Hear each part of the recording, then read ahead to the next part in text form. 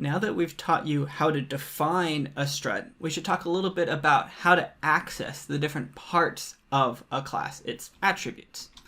So every time you create a variable of type clock, you can manipulate the parts of that variable because every variable of type clock always has the same part. So for instance, every instance of type clock has an integer named minutes, an integer named hours, and a string named period as part of it. That's what makes it an instance of a clock.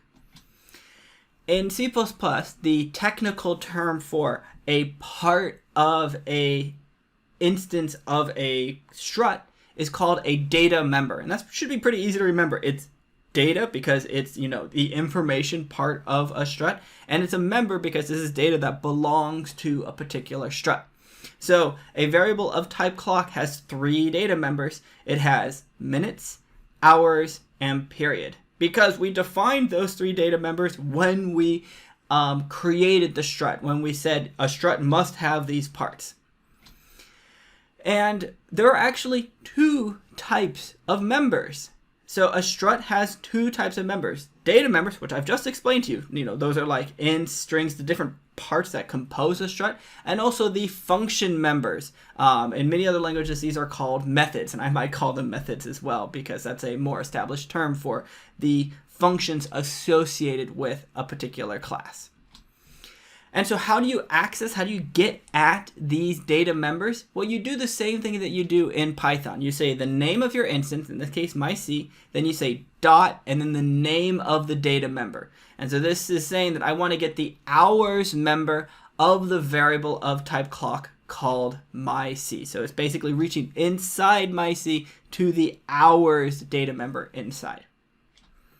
And so how would this look? Well, once again, you would have like clock.h that has your definition of your strut. And in the main file, what we do is we construct a clock. We say clock myc. And then we say myc.hours equals 10 to say I want to reach into the hours part of myc and set that equal to 10. Now I could also read from that, like I can see out myc.hours, which in this case it would now be 10, because myc.hours, its type is an int. So anything I can do with an int, I can also do with myc.hours. And so when you have an attribute, when you have a data member, there's a lot of different things you can do with it. You can access them to like read the value, to pass it to functions and things like that. You can also change those attributes like with the assignment operator. They're just like any other variable. And the other thing to note is that this class you've just created, this clock strut, it's a type, and you can do the same things with a clock that you can do with an int or a string. You can make references, you can make pointers to it just like you could for any other type. So everything you've learned about references and pointers, those all also apply to any custom type that you create. So for instance, in this program, we're including clock.h, and we're constructing a clock called myc. We're also making a reference to a clock called refc, which is initialized to the reference to myc. So myc and refc refer to the same object.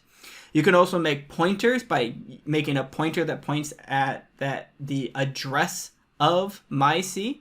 So you can ask for the address of an instance by using the ampersand. You can construct pointers. You can dereference them. All of that.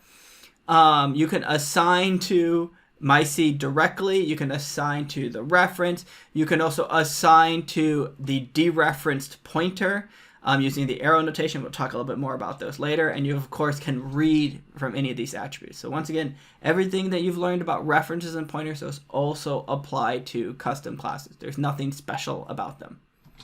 All right, so tricky multiple choice question. What happens in the following code?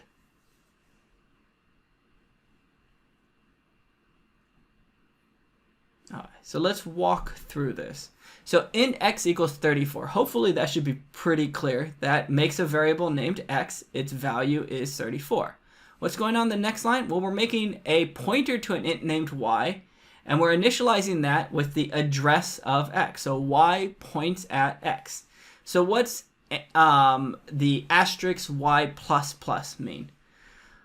Well, okay, so let's walk through that. That either means you dereference the y, so you get the x, and then you make the x go up by 1. Or what actually happens is it does the y plus plus, so it takes the address of y and makes y go up by 1, and so now y is now pointing at the thing after x, and then it dereferences that, which is probably an error, a runtime error, hopefully, or it might just, it's undefined behavior. It's just something that you're not supposed to make pointers point at random places and then dereference them.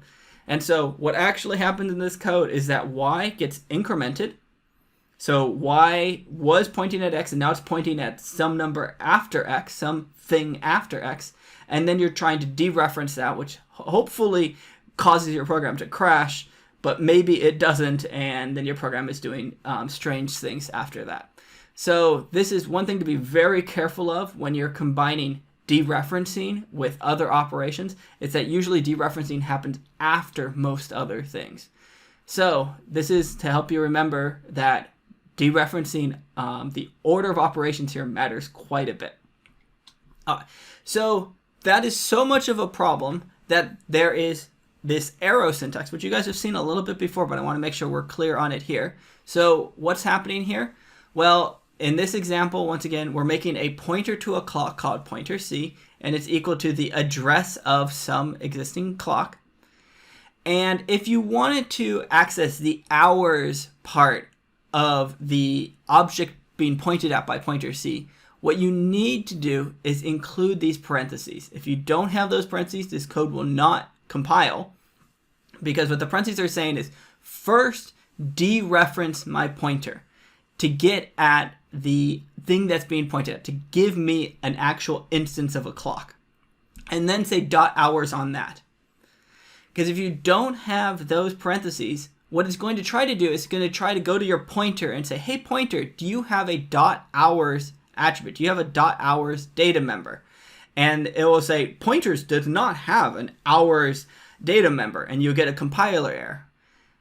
This happens so often. So often are you using pointers that you need to dereference and then access a data member from, that they've invented. C++ has a special operator that does that exact thing.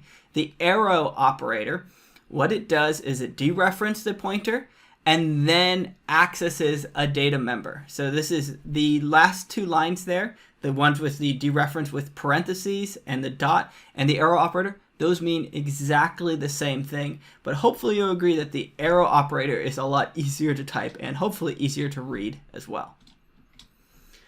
The other thing to note is that these custom classes you can construct, once again, they're just normal types. You can pass them to functions, and in fact, what you often do when you're passing them to functions, you're passing them a const reference to them so that you don't have to make a duplication of them, and that you're promising that you're not going to change the reference that you get.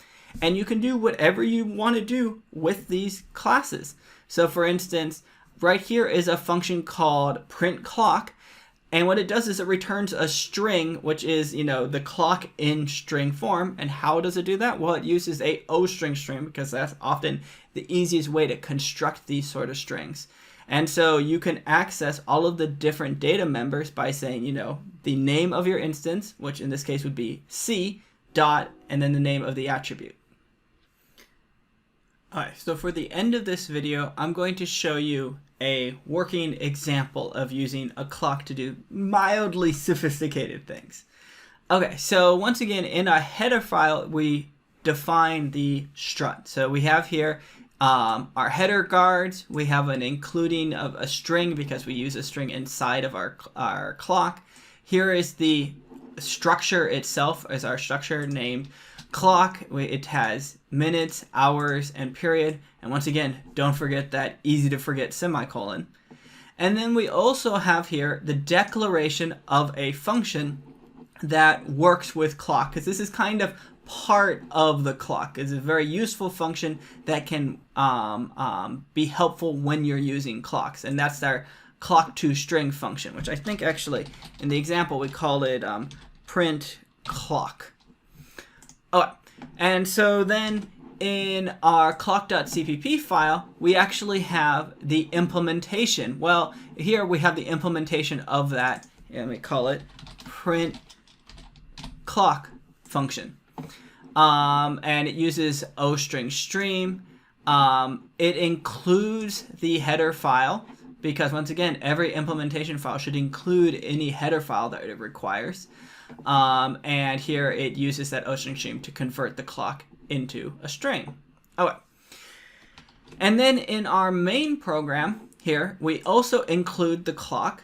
And here we do things with our clock. So for instance, here we've constructed 2 clocks, and we can set the hours for each of those clocks here. We can see out those hours. We can set the minutes. We can set the periods. We can take references to a clock. We can take pointers to a clock. And here, let me just rename this. We can also print out our clock by, turning this into a string. And so once again, generally the way that you structure your code when you're working with structures is you have a header file and you declare any functions that are associated with that unit, and then you have the implementation somewhere else, so that, because these functions often start to get long and complicated, and you want to keep your header file as succinct as possible, because when people want to use your clock, when they want to use your code, it'd be really great if they only had to read the header file. They didn't have to read the details which are put in the implementation file.